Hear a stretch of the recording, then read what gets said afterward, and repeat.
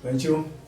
Introduction to another intercaste kingdom, which is Bunyoro kingdom, because we are still continuing with intercaste kingdoms.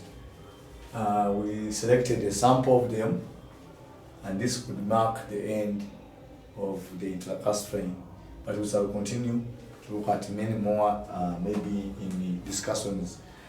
We look at another important intercaste kingdom called the Bunyoro kingdom, and we shall begin with the origins.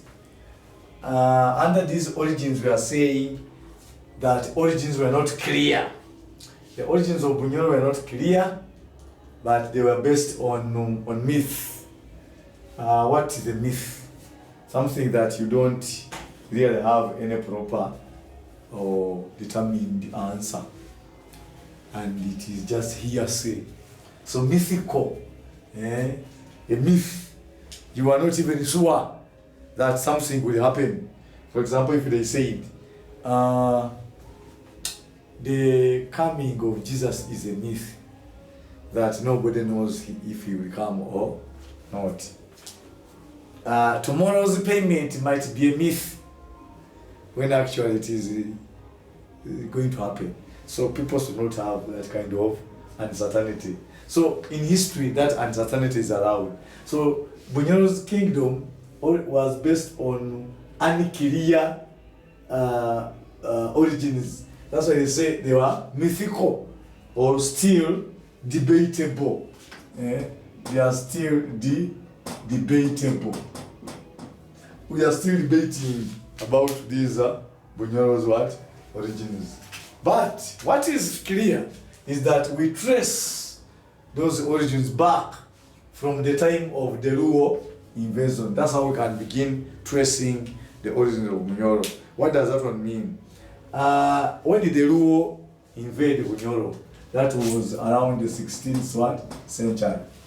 When the 16th century approached, the Luo invaded Bunyoro, and they gave a final blow to the Chwezi. They gave a final blow to the Chwezi Empire. What does that one mean? That now the new administration of the Luo or the Luo Babito were now giving rise to the Bunyoro kingdom. Yes, the Luo arrived at the beginning of the 6th century. What does that mean? That one setting a new era in the Bunyoro.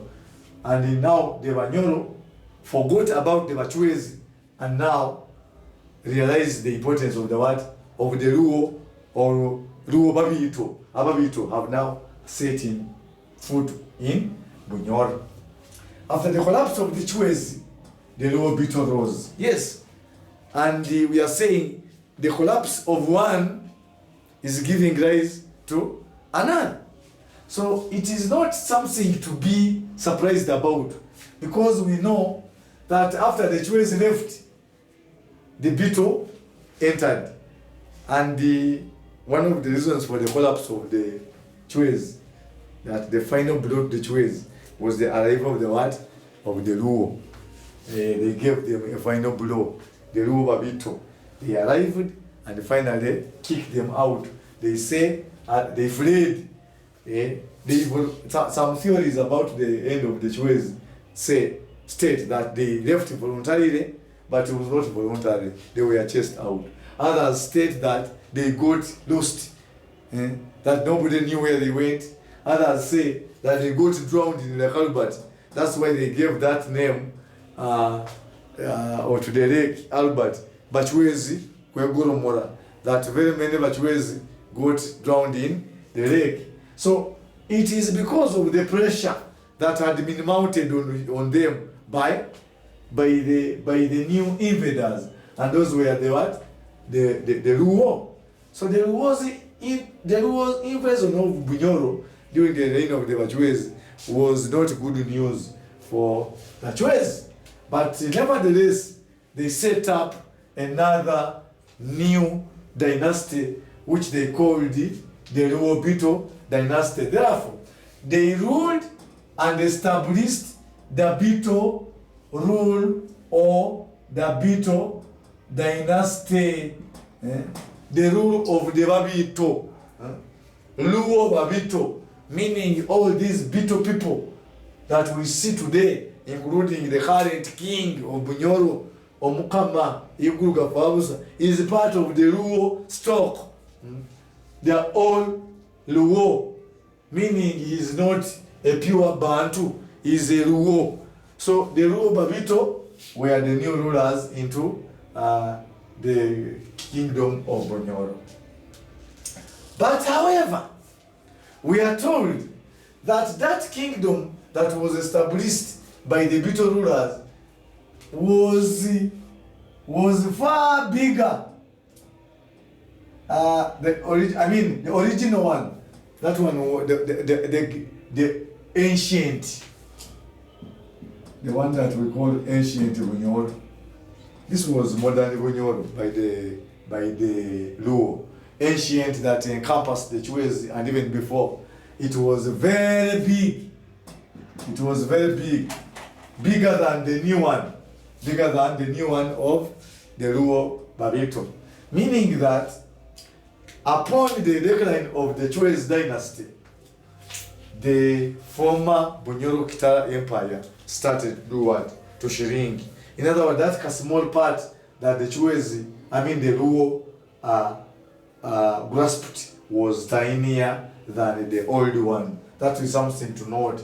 That they ruled a smaller polity than the old one.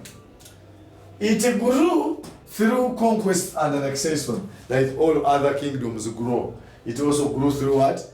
Through a series of conquest and annexation, meaning that it involved the north, south, east, west, what? Expansion, forming a bigger what? Forming a bigger empire.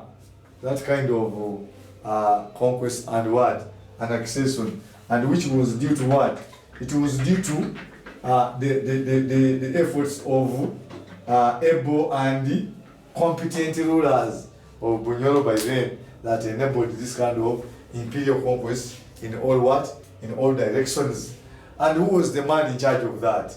Who was the man in charge of those imperial conquests? He was none other than Isingoma Mpuga Rukidi, the one who was known as the founder of Bunyoro Kitara Empire under Luo Bito rulers.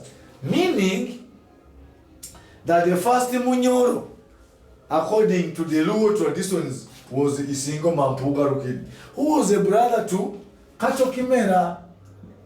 He was a brother to Kato Kimera, the one who founded Uganda. You can see that Uganda was founded because of the man who came from Bunyoro. And of course, Kato Kimera left Bunyoro because of succession disputes.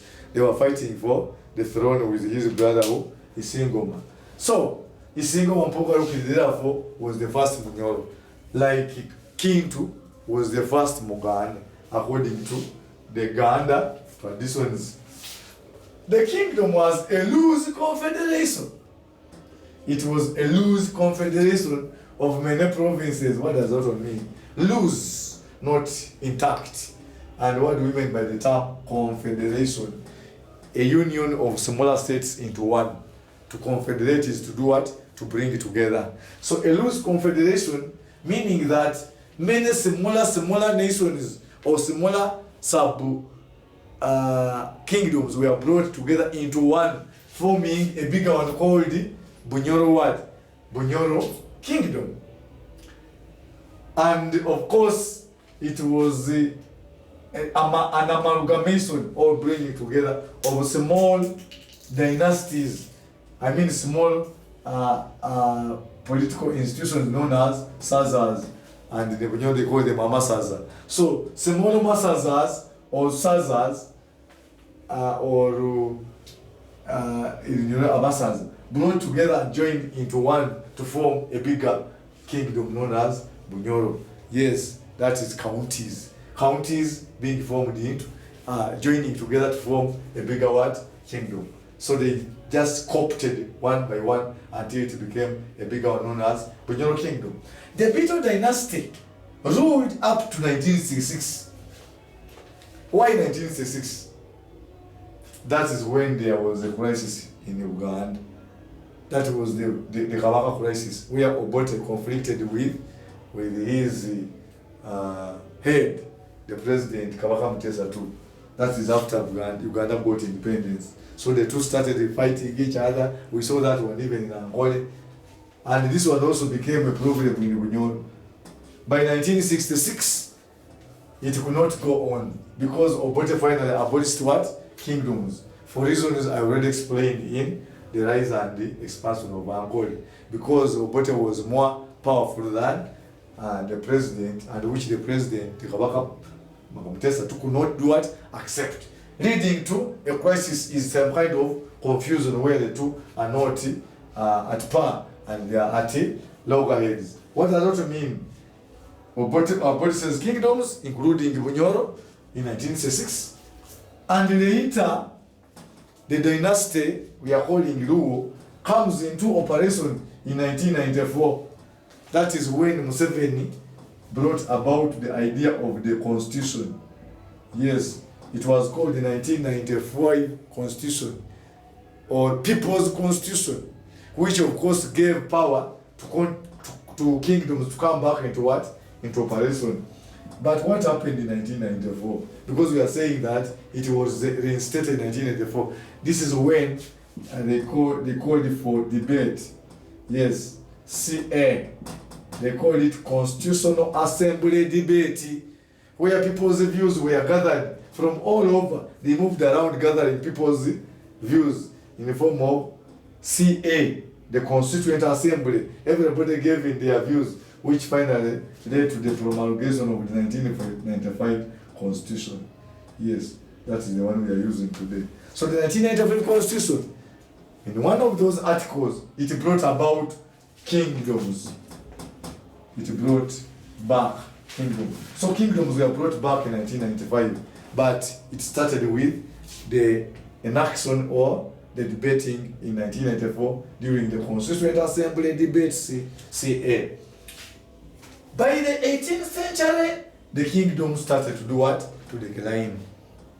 This greater kingdom of Bunyoro started to do what? To decline in the 18th century. Yes, why? Because it had expanded too much. It had become too big, and from the 19th century onwards, the kingdom was no more. The once powerful kingdom of Bunyoro was no more by the 19th century. And by the 20th century, it was not talked about even anywhere on the history, on the political map of history. It had been erased completely from the political map of history. This one brings us to the end of the origins of Bunyoro Kingdom.